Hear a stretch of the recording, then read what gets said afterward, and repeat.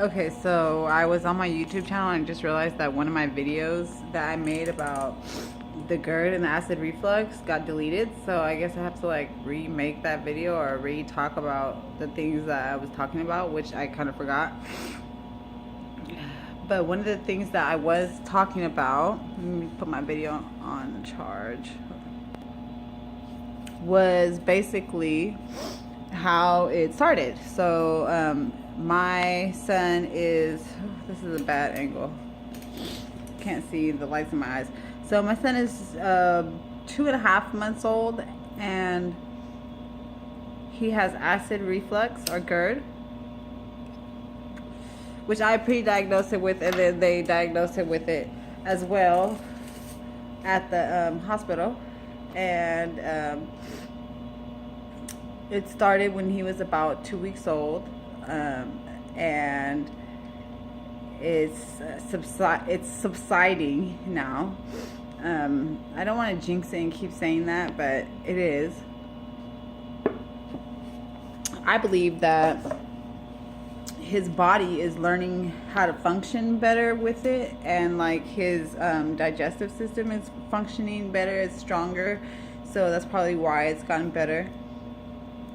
But doctors or preventative medicine people should like really look into what's developing inside of newborns at 2 weeks old and around 2 months old, because those are like major things that are completely commonalities between colicky babies, GERD babies, acid reflux babies. It usually all starts about 2 weeks old, and sometimes starts subsiding around 2 months to 4 months, sometimes 6 months.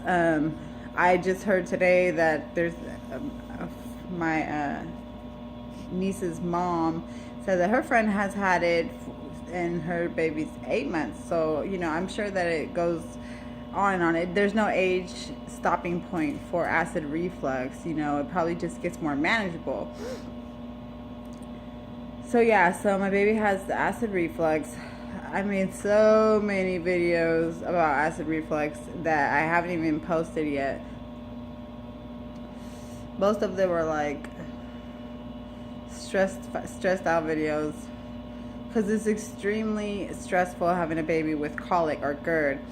And so let me just touch on that. Colic. Okay, colic is like an urban legend. Colic is crap. Colic is, you should slap your doctor for telling you that your baby has colic, because colic is described as a baby that cries for more than 3 hours, 3 hours of the day, 3 times a week, or some shit like that. It's like basically the rule of threes, like 3 hours a day, 3 times a day, 3 times a week. Okay, so which was actually colic was described in the medical scene as, or amongst the medical people, by, it was defined by a doctor that was a man, that he described colic back in the day. I forgot what the year was that it was started, but basically colic is something that a doctor will tell you when your baby's crying, and either they don't know what's wrong with your baby and they don't want to figure it out, or they don't know what's wrong with your baby and they don't know what's wrong, and they're just that ignorant that they think that they could just excuse it as colic. So it's an excuse. It's, excuse me, ma'am, but I don't know what's wrong with your baby, and I'm not going to figure it out, you know, because they don't know what's wrong with your baby. But there's so many things that could be wrong with your baby, so you don't want to just like excuse it as colic, you know. What else? I'm so mad that my video got deleted, because I talked about a lot of things, and you know, when you talk, it's right off the top of your head, so it's hard to like retrace your steps and remake a video that you already made, which I can't seem to pull out the things out of my head right now. So yeah, so I'll just, I guess, talk in general about the colic.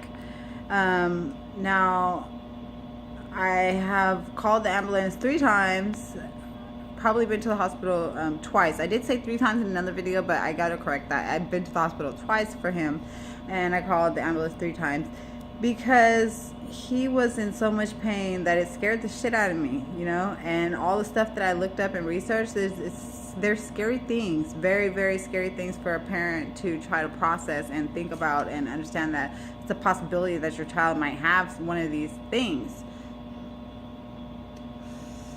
And for me, it's even scarier because I don't want to put my child on drugs. I don't want to put my child through getting poked and getting blood drawn and being sedated. And, you know, these are some of the requirements of the things to test for these things and to find out, like, how to fix these things that could be wrong. There was a point where I thought my baby was having seizures because of the jerking. You know, because, and his eyes would roll back in his head. Not why he was jerking, but he was, I guess he had a hard time focusing his eyes for the first month, you know. So I never experienced that out of all my 5 kids. And it was just, I don't know what made me think he was having seizures, but my mind just wandered. I researched so many things, and then somehow I came across videos of babies that were having seizures. You'll see it if you're searching colic on YouTube. Seizure babies will pop up. But thankfully, that's not what he was having. They did give him an EKG at his first hospital visit, and they did monitor him overnight, and, you know, checked his breathing and all that. So yeah, I thought that he was having seizures. I ruled that out because I would record him and watch him, like, what he was doing, so I could show the doctor. And that's another thing that comes in handy, like, record everything and document everything. Like, I used to write down, when it was bad, I used to write down everything that I ate that day, how much he would cry, how many times he spit up, you know, stuff like that.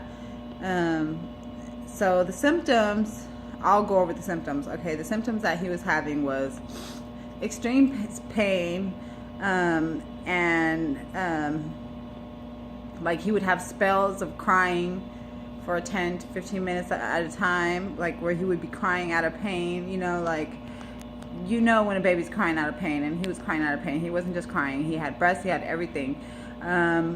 Pain while drinking, pain immediately after being on the breast, pain while on the breast, jerking away from the breast, but at the same time suckling at the breast, turning all red and grunting really hard while they're drinking and after they're drinking. In his sleep, always constantly grunting and waking up. The hiccups really bad. He wasn't, like, focusing his eyes really well like a normal focused baby was, because he was probably stressed out, you know, and he couldn't, his mind just was so stuck on the pain that he was going through, because he's a newborn, so this is all new to him. So all of a sudden he's having pain, he's experiencing pain for the first time, and it's painful, it's bad. Even adults can't stand it, you know. So he's a little trooper, you know. Acid reflux babies, they're going to be strong. They're so strong because the things that they go through inside of them. So yeah, so just pain, always in pain, a baby that's always in pain. And then this hiccups, it was hard, you know. It was hard to deal with, it was hard to come to grips with, and it was hard to not get stressed out, you know. It's really, really stressful. And only imagine how stressful it is for a newborn, because it's extremely stressful for a parent. What else? So I'm gonna post this up and then see if I can think of anything else that has to do with the colic.